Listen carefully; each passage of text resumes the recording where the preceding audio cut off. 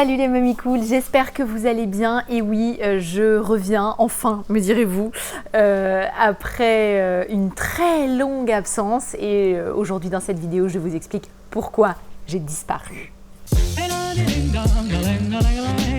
J'ai intégralement disparu des radars parce qu'en fait, depuis l'arrivée d'Hugo début juillet, ça a pas mal chamboulé notre vie de famille. Alma était déjà là depuis 4 ans, on avait pris le rythme avec un enfant. Moi, je bossais, mais plutôt, disons, sur l'équivalent d'un mi-temps ou d'un tiers-temps à mon compte. Et avec l'arrivée d'Hugo, ça a un petit peu tout changé au niveau des rythmes, au niveau de l'organisation, etc. Lui, il est rentré à la crèche début octobre.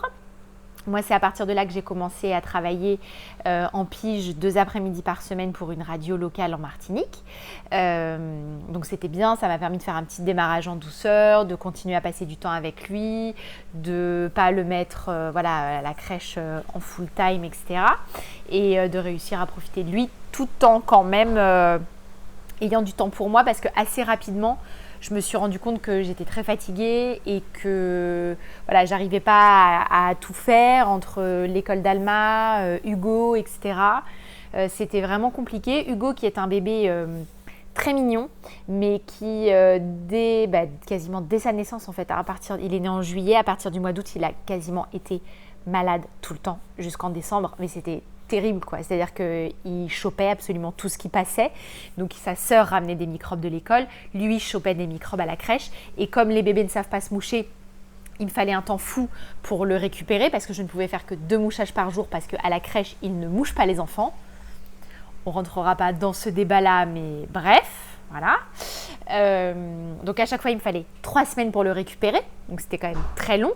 Il avait quelques jours de répit et après ces quelques jours de répit, paf, il chopait un autre truc. Donc honnêtement, je devenais ouf. Lui ne dormait que très peu. Forcément, il n'arrivait pas à respirer, il n'était pas bien. Du coup, nous non plus. Donc franchement, j'ai été absolument épuisée.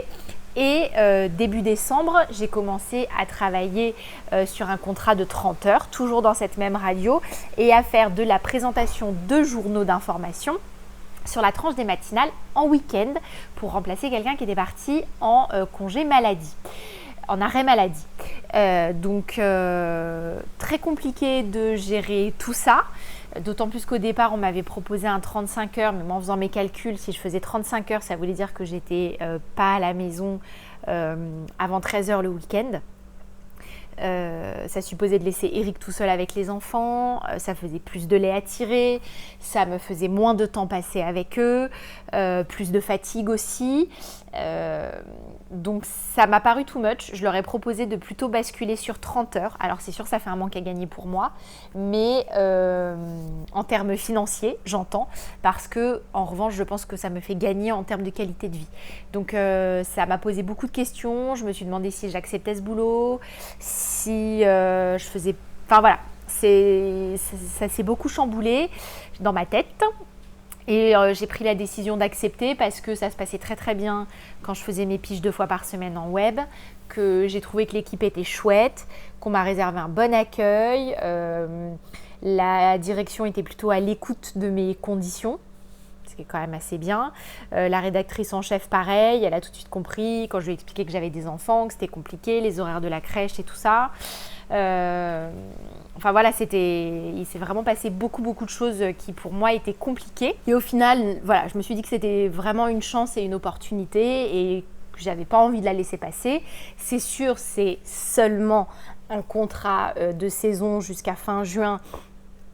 Mais je me dis que si je travaille bien, si je fais mes preuves, si je montre que je suis disponible, que je suis motivée, que j'ai envie, que j'arrive à apporter quelque chose, peut-être que ça pourrait déboucher sur quelque chose l'année prochaine, même si c'est juste un autre contrat de saison, c'est toujours du boulot et voilà, je ne vise pas nécessairement un CDI parce que je sais qu'aujourd'hui c'est très difficile à avoir, surtout dans une radio, dans un média, etc. Mais voilà, je me dis qu'il ne fallait pas laisser passer cette opportunité-là. Donc du coup, j'ai accepté ce boulot. Donc ça a supposé pas mal d'aménagements. Donc en fait, pour vous donner mon emploi du temps, je travaille le lundi en journée normale, donc de 9h à 18h. C'est Eric qui va chercher les enfants. Le mardi, je travaille de 9h à 13h. Je suis en demi-journée, donc c'est moi qui vais chercher les enfants. Je suis de repos le mercredi et le jeudi. D'ailleurs, nous sommes un jeudi, c'est pour ça que j'arrive à enregistrer cette vidéo. Et le vendredi, je travaille de 10h30 à 18h. Et le samedi et le dimanche, je suis à la radio à 4h30 et j'en repars à 10h. Sur le papier, parce qu'en vrai, je reste quand même un petit peu plus longtemps. Il est assez rare que je parte à 10h vraiment. Je pars plutôt à 10h30 dans ces eaux-là. Donc, voilà un petit peu comment s'organise ma semaine. Donc, Eric va chercher les enfants le lundi et le vendredi. Moi, je dépose tout le monde le matin. Et je vais les chercher le mardi, le mercredi, le jeudi. Donc voilà, mais du coup, j'ai assez peu de temps que je passe seule parce que j'ai quand même fait le choix pour ne pas non plus voir Hugo trop peu, qui est quand même dans sa première année. Il va quand même à la crèche le mercredi et le jeudi matin. Alors au départ c'était de 9h à midi et en fait là il est arrivé sur un rythme où je vais le mettre plutôt de 8h à midi parce qu'entre 8h et 9h c'est l'heure à laquelle il est fatigué, il a envie de s'endormir, etc. Et le fait qu'il soit encore avec moi, il commence à s'endormir, il se réveille parce que je le mets dans la voiture, etc. Donc c'est un peu compliqué et puis en plus maintenant qu'il est diversifié, il prend le goûter avec les autres le matin à 9h. Donc du coup si je le dépose à 9h il arrive en plein milieu du goûter, etc. Donc je me dis que bon... Effectivement, ça me fait démarrer plus tôt le matin, ça me fait passer 1 heure peut-être de moins avec lui à cette heure-ci, mais je me dis que c'est plus équilibrant pour lui d'être à la crèche où il peut éventuellement dormir, etc. Et de toute façon, je le récupère à midi et on passe l'après-midi ensemble. Enfin, est-ce qu'on peut passer de l'après-midi ensemble, puisque là, à l'heure où je vous parle, il est dans la chambre et il fait une grosse sieste parce qu'il est fatigué. Mais voilà, c'est du temps, je me dis, c'est du temps pendant lequel il peut dormir et pendant lequel il peut se reposer, etc. Mais ça a été hyper difficile à obtenir parce que la directrice de la crèche ne voulait pas. Parce qu'au départ, moi, je voulais le garder avec moi mercredi et jeudi. Et elle m'a dit que ça correspondait à un mi-temps, qu'on ne faisait pas de mi-temps pour les bébés parce qu'ils ne comprenaient pas, ils avaient besoin d'un rythme hyper stable, etc. Donc moi, j'étais là, ok, donc ça veut dire qu'il faut que je mette mon bébé. Au début, je lui avais dit, est-ce que je peux le laisser juste quelques heures par jour ? Elle avait commencé par me dire non. Donc moi c'était la panique, j'étais là ouais donc c'est bon, je vais plus voir mon bébé de la semaine, il est tout petit, etc. Tergiversation. J'en ai parlé directement au boulot en leur disant écoutez voilà moi si je peux pas voir mes enfants de la semaine, je suis désolée mais je vais dire non à ce contrat parce que il est hors de question que ce soit des assistantes de puériculture et assistantes puéricultrices auxiliaires de puériculture. À chaque fois, j'ai du mal à trouver le nom de ces gens-là. Qui passent plus de temps avec mon bébé qui a même pas 1 an que moi. Enfin, c'est mon bébé allaité, je précise. Donc voilà, j'ai passé vraiment une période un peu... J'étais un peu au bout de ma vie, j'en avais un peu parlé sur Instagram et tout ça. J'ai beaucoup pleuré, bien sûr. Beaucoup de questionnements, etc. Mais j'ai fini par trouver cet équilibre-là qui fonctionne plutôt bien. Donc... pour moi, en termes de fatigue, ça reste quand même un peu difficile parce qu'en vrai, même si je suis de repos mercredi, jeudi, c'est des jours où il y a un rythme dans la maison. Enfin, je veux dire, il y a le centre aéré, il y a l'école, il y a la crèche, Eric part bosser, etc. Donc, c'est pas le même repos que quand tu es samedi, dimanche, le matin chez toi, à te lever tranquille, à rester en pige et tout. Mais bon, je me dis, c'est jusqu'en juin. Voilà, ça va pas être non plus... je sais que je pars pas pour 3 ans comme ça. J'arrive quand même à y trouver mon compte. Je fais des siestes un petit peu quand je peux, voilà. Et ça se passe bien. Et surtout, la vraie différence que ça fait, c'est que moi, je m'épanouis dans ce boulot-là. Ça me plaît. Je suis contente d'aller bosser. Ça me fait du bien. Je me sens beaucoup plus apaisée quand je suis chez moi. Je suis moins stressée, bloquée sur des trucs de merde comme la manière dont la maison est rangée, le linge, la vaisselle, le dîner, enfin voilà, j'ai essayé de lâcher prise sur pas mal de trucs, mais du coup j'ai très peu de temps, d'où mon absence parce que les premiers temps où j'ai commencé à travailler, donc c'était au mois de décembre. Très rapidement, il y a eu les vacances scolaires. Donc Alma était à la maison tout le temps parce qu'il n'y a pas de centre aéré ici pendant les vacances de Noël. La crèche a fermé pendant 10 jours. Alors heureusement, Eric a pris le relais, il s'est occupé, il a pris des jours de congé pour s'occuper des enfants. Mais il fallait quand même que je sois là. Donc voilà, toutes ces choses-là ont fait que j'avais très très peu de temps. Et puis une fois que tout le monde a repris l'école début janvier, la crèche, le machin, j'avais quand même pas mal de choses à rattraper dans la maison. J'avais juste du rangement, mais laisse tomber, parce que Eric, aussi super papa soit-il, il n'est pas du tout multitâche. Donc quand il s'occupe des enfants, il s'occupe des enfants, ce qui est super.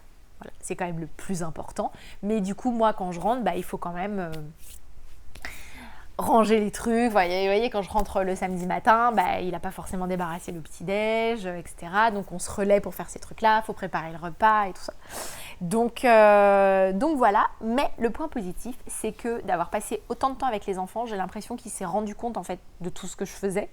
Et du coup, il m'aide beaucoup plus à la maison. C'est-à-dire que le soir, il m'aide à plier le linge. Le matin, il vide le lave-vaisselle quand il se lève avant nous. Il fait depuis ce temps-là qu'il a passé avec les enfants, il fait beaucoup plus de choses à la maison. Et franchement, c'est super, c'est un super soulagement pour moi. Et voilà, et du coup là, ça y est, non mais pour vous dire, on est le 23 janvier, j'ai retiré mes décorations de Noël, genre la semaine dernière.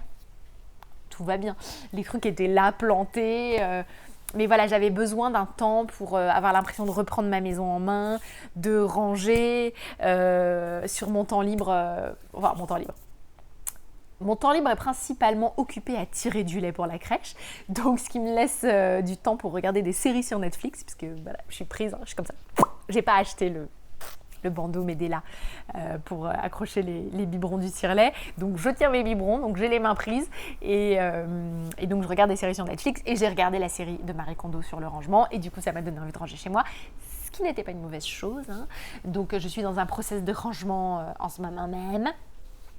Donc voilà un petit peu comment ça s'est passé et en fait comme je l'ai dit un peu en story Insta, j'arrivais pas à gérer quoi. C'est-à-dire que la priorité c'était de m'occuper de mes enfants et de ma vie de famille et de m'assurer qu'ils aient du linge propre, un repas plusieurs fois par jour, etc.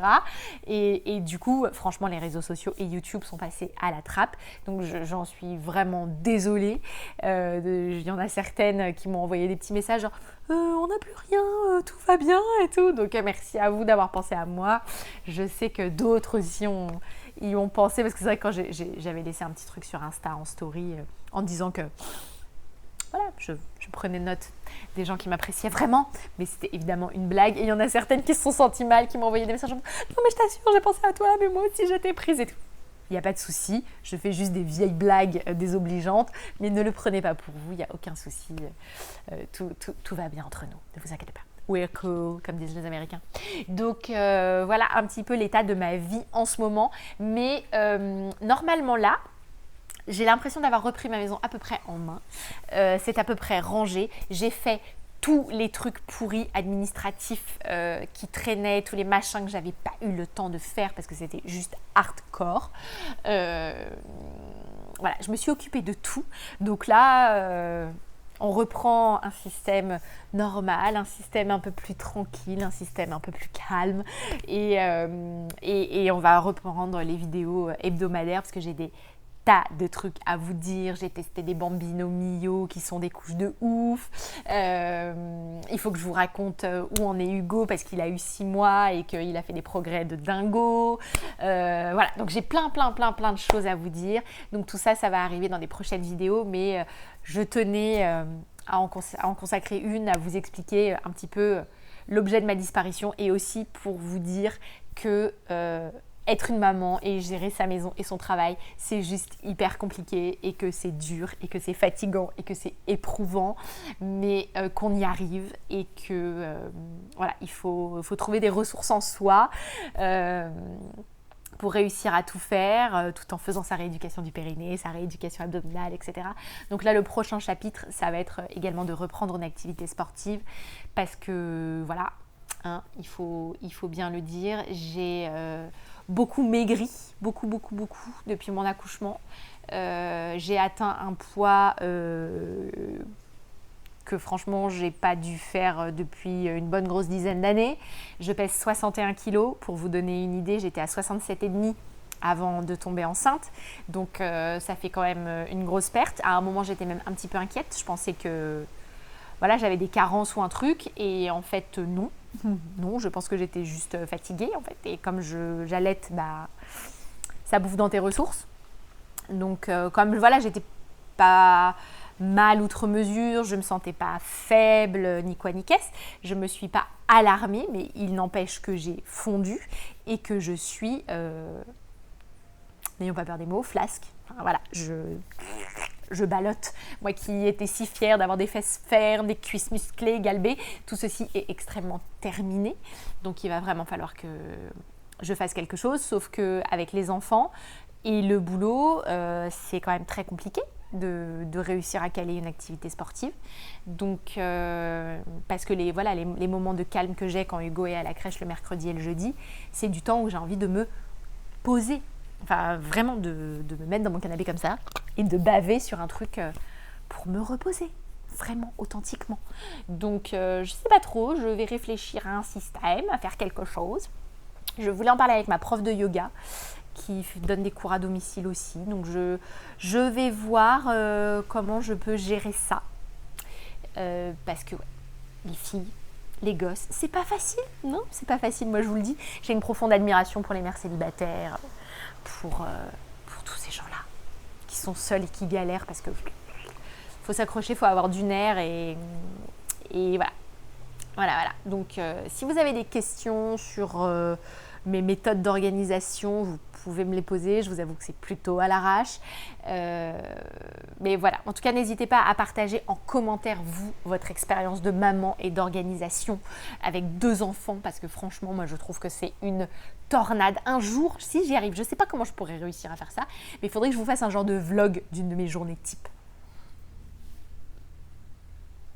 C'est un truc à devenir fou. Non mais ouais, c'est un truc à devenir fou. Donc voilà.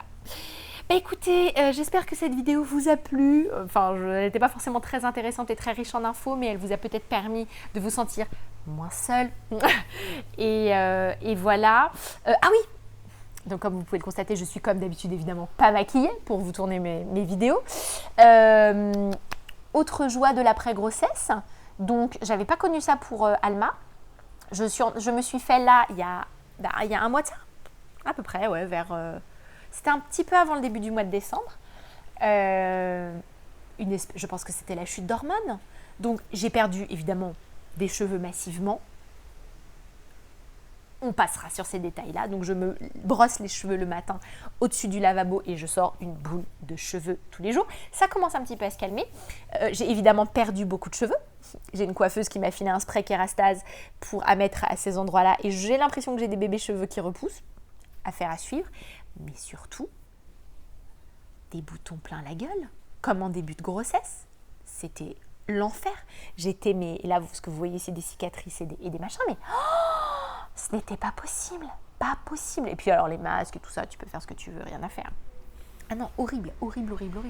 Donc, enfin voilà, pour toutes ces raisons-là, j'étais submergée, j'étais tout ce que vous voulez, je pouvais plus. Voilà, je ne pouvais plus.